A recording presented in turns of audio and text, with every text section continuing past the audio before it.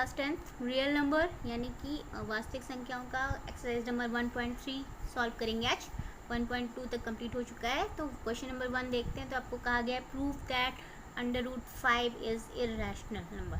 आपको ये सिद्ध करना है कि √5 जो है अपरिमेय संख्या है।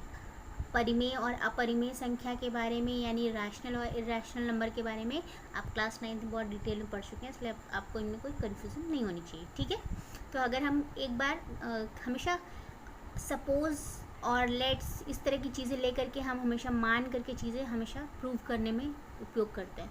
तो अगर हम मान लेते हैं एक बार को कि √5 जो है वो हमारा परिमेय संख्या यानी कि रैशनल नंबर। ठीक है, तो हम क्या करेंगे, इनके जो 2 इंटीग्रल्स यानी कि 2 पूर्णांक a और b ले लेते हैं, जहाँ पे हमेशा क्या होता है b जो होता है इक्वल नहीं होता 0 के। ठीक, तो अगर हमने √5 को a/b के फॉर्म में लिखना चाहा तो कैसे लिखेंगे, √5 इज इक्वल टू a/b लिखेंगे। ठीक, अब अगर इसको आप क्रॉस मल्टीप्लाई करते हैं यानी ऐसे करके, तो आप √5 में b को मल्टीप्लाई कर देंगे तो ये क्या हो जाएगा √5 इंटू b और इज इक्वल टू क्या हो जाएगा ये a।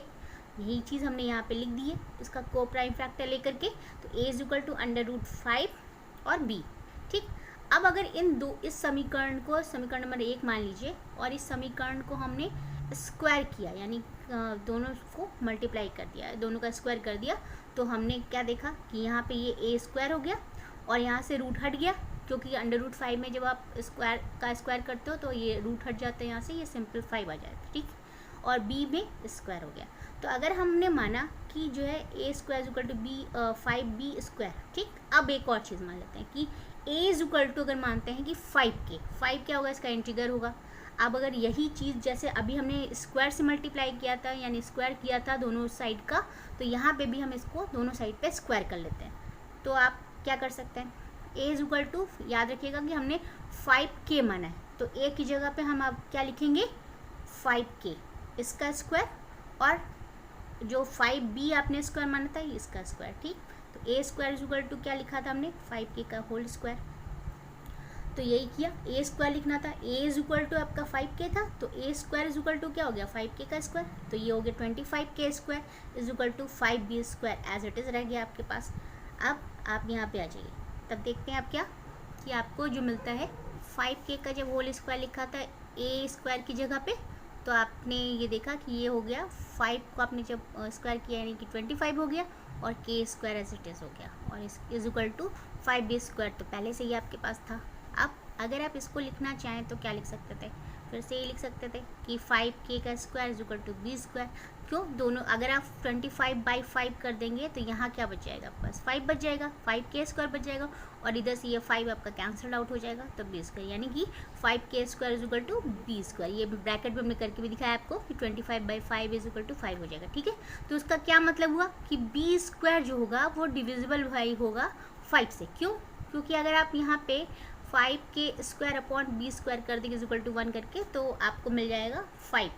ठीक, 5 से डिवाइड हो जाएगा आपका, यानी k square is equal to b square is equal to 5 आप लिख सकते हो। ठीक, तो ये कंट्राडिक्शन मेथड है आपका। आपने ये कह दिया कि a और b इसके को प्राइम फैक्टर थे और ये आपको आप इनको p/q के फॉर्म में आप इनको जो है एक्सप्रेस नहीं कर सकते। क्यों नहीं एक्सप्रेस कर सकते, क्योंकि √5 आपको हमेशा से पता है कि अपरिमेय संख्या होती है और अपरिमेय संख्या जो अपने आप में ही आपकी रैशनल नंबर है, ये पहले से ही आपने प्रूव करके रखा था और इस मेथड से भी आपको ये चीज़ क्लियर हो गई। ठीक है, अब आते हैं क्वेश्चन नंबर 2 पे। क्वेश्चन नंबर 2 में आपको क्या कहा है, सेम उसी तरह से प्रूव करना है आपको कि 3 + 2√5 इर्रेशनल नंबर है। यहाँ भी आपको यही करना पड़ेगा, आपको मानना पड़ेगा कि ये एक बार को मानना पड़ेगा कि आपको ये रैशनल नंबर है यानी कि परिमेय संख्या मिली है। तो 3 + 2√5 इज इक्वल टू a/b के फॉर्म में यहाँ पे भी हम लिख के देखते हैं, तो क्या हो जाएगा फिर ये 2√5 यहाँ पे आपको लिखा है और आप जब यहाँ पे 3 आप देख रहे हैं प्लस फॉर्म में, तो दूसरे साइड पे ले जाएंगे तो ये माइनस हो जाएगा। फिर आप यहाँ √5 को अकेले छोड़ दीजिए और ये जो आपका 2 था इधर जाके डिवाइड फॉर्म में हो जाएगा, तो सिंपल 2 ऐसे डिवाइड में ऐसे करके नहीं लिख सकते, हम 1/2 कॉमन करके लिख सकते हैं। तो a/5b - 3 इसको आपने ले लिया। अब आप क्या कह सकते हैं कि a और b के जो इंटीग्रल्स हैं यानी पूर्णांक जो होते हैं वो a 1/2 into A by B -3 है। तो हम कह सकते हैं कि √5 जो है वो इरेशनल नंबर होता है। तो क्या होगा आपका 3 प्लस √5 भी जो है इरेशनल नंबर। एक आपने नियम भी क्लास 9 में पढ़ा होगा कि जब आप रैशनल में इरेशनल नंबर ऐड करते हैं तो आपको जो रिज़ल्ट मिलता है वो इरेशनल नंबर होता है। तो ये भी आपके लिए बहुत इजी हो गया जानना कि ये इरेशनल नंबर होगा। फाइनली आप इसको इस तरह से प्रूव करके दिखा सकते हैं। क्वेश्चन नंबर 3, 4 कल हम सॉल्व करेंगे।